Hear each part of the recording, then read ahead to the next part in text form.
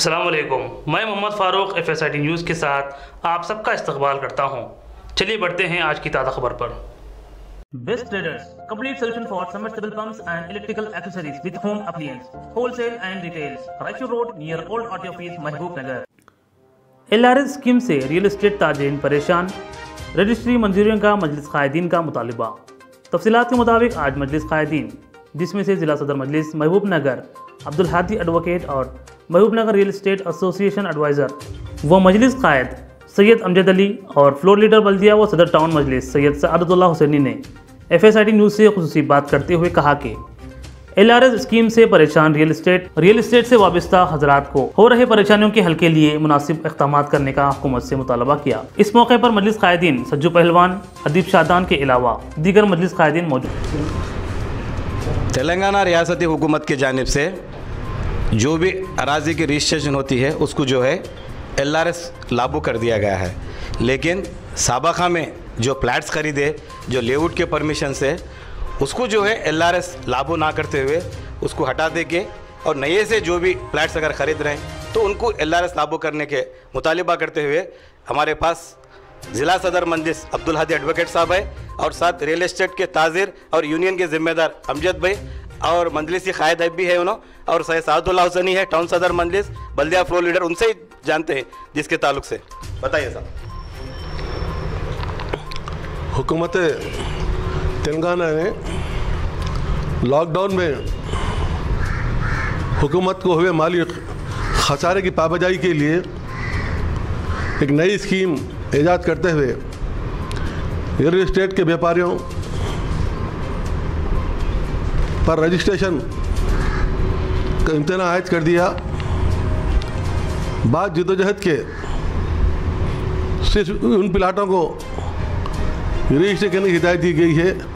जिनकी already registration हो चुकी थी, लेकिन वो प्लाट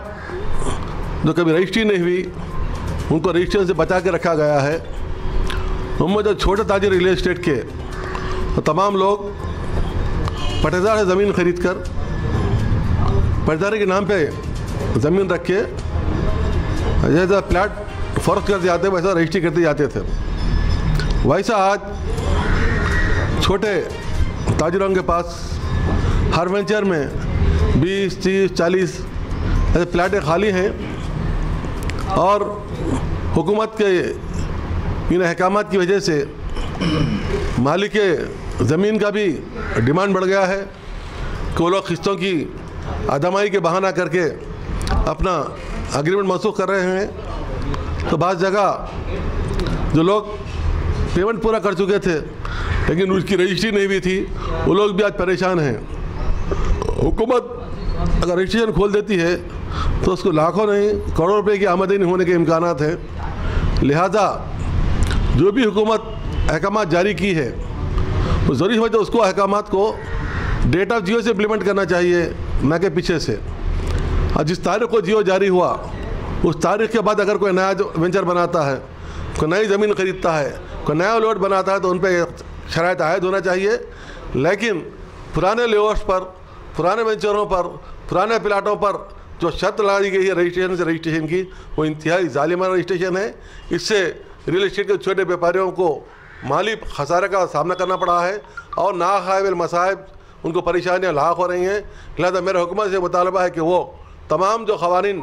नाफिज किए गए हैं उसको डेट ऑफ जियो से नाफिज करें। उससे पहले जितने भी लेआउट हुए हैं, जितने भी प्लाटें बनी हैं, जितने भी वेंचर बने हैं, उन सबको रजिस्ट्रेशन कर लेने की इजाज़त दी जाए ताकि हुकूमत का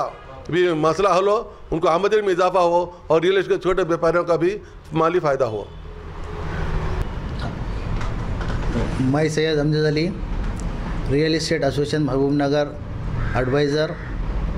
और कायद मजलिस, हम हुकूमत से मुतालबा करते हैं कि आवाम की परेशानियों को हुकूमत भरपूर हल निकाले। इसका जो रियल एस्टेट में जो 3 माह जो आवाम और रियल एस्टेट ताजिर परेशान रहे हैं, LRS की स्कीम, LRS के जियो को नया निकाल कर जो आवाम को जो तकलीफ़ दे स्कीम थी उसको हुकूमत ने 3 महीने के बाद समझते हुए वो फैसले को वापस लिया है। लेकिन पूरे तरीके से वापस नहीं लेने की वजह से आज भी तकरीबन रियल इस्टेट के ताजरीन और आवाम परेशान है, क्योंकि हर वेंचर के अंदर 100% प्लाटें कभी बिकते नहीं, कभी बिके तो भी आवाम जो है ना 100% रजिस्ट्री नहीं कर लेती है, जिसकी बाबत आवाम जो है ना बाद में रजिस्ट्री को जा रही है। आज तो जो बचे हुए जो लेआउट के अंदर जो प्लाटें बचे हुए हैं, जो बिना आज तक रजिस्ट्री नहीं हुई है, वो पट्टेदार के नाम पर है, तो उसको जो है ना रजिस्ट्री करने के लिए जो है ना हुकूमत के तरफ से जो है ना हम मुतालबा करते हैं कि आज आवाम जाकर जो है ना रजिस्ट्री कराना चाह रही है, लेकिन वो रजिस्ट्री नहीं हो रही। इसको हम जो है ना ये सौतेलापन समझते हैं, क्योंकि जो है ना हर पूरे आवाम के साथ जो है ना फैसला जो है ना 100% नहीं है ये। इस फैसले को जो है ना हम फिर से हमारे केसीआर साहब से मुतालबा करते हैं कि आवाम को जो है ना भरपूर 100% राहत दें। इस फैसले को जो है ना मद्देनज़र रखते हुए इस फैसले को अंदर फिर इसको मोटिवेट करके इसको बर्खास्त कर दें हमेशा के लिए। और जो जियो जिस वक्त से चालू हुआ है उस वक्त से भी करे तो भी चलता, थोड़े बहुत आवाम परेशान होते, इससे परेशानी नहीं होना बोलकर हम रियल इस्टेट महबूबनगर की जानिब से और हमारे मजलिस महबूबनगर की जानिब से जो है ना हम ये मुतालबा करते हैं हुकूमत से कि भाई इस फैसले पे फिर से नज़रसानी कर जो है ना पूरी भरपूर जो है ना आवाम को 100% जो है ना इस स्कीम से जो है ना राहत दें, ताकि आवाम जो है ना आपका शुक्रगुजार रहे और फिर से आपको जो है ना आइंदा मौके देते रहे। हुकूमत तेलंगाना की जानिब से जो BRS का जियो निकाला गया था, लेकिन अफसोस वो आज तक अमल नहीं हो रहा है। ना कोई म्यूनसिपाल्टी में BRS को अप्लाई करने के लिए कोई गाइडलाइंस दिए गए हैं, ना कोई उनको आज तक लेने के अहकामात जारी नहीं हुए हैं। इससे आवाम काफ़ी परेशान है, क्योंकि लोग जो है 40-50 साल से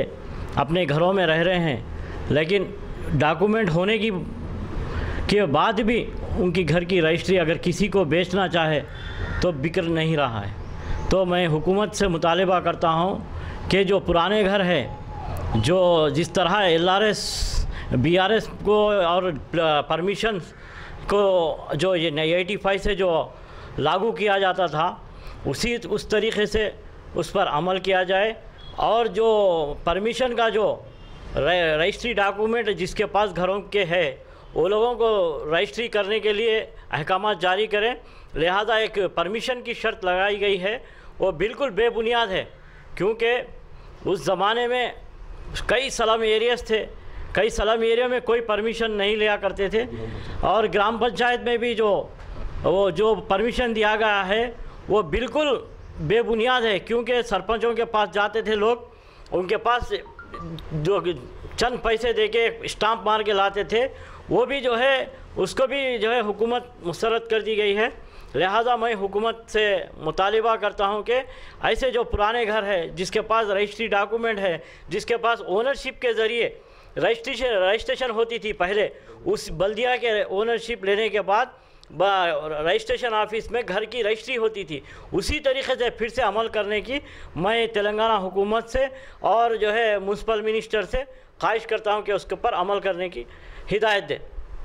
अगर आप हमारा ये वीडियो YouTube पर देख रहे हैं तो चैनल को सब्सक्राइब करें और बेल आइकन दबाएं, और अगर आप हमारा ये वीडियो Facebook पर देख रहे हैं तो पेज को लाइक करना ना भूलें।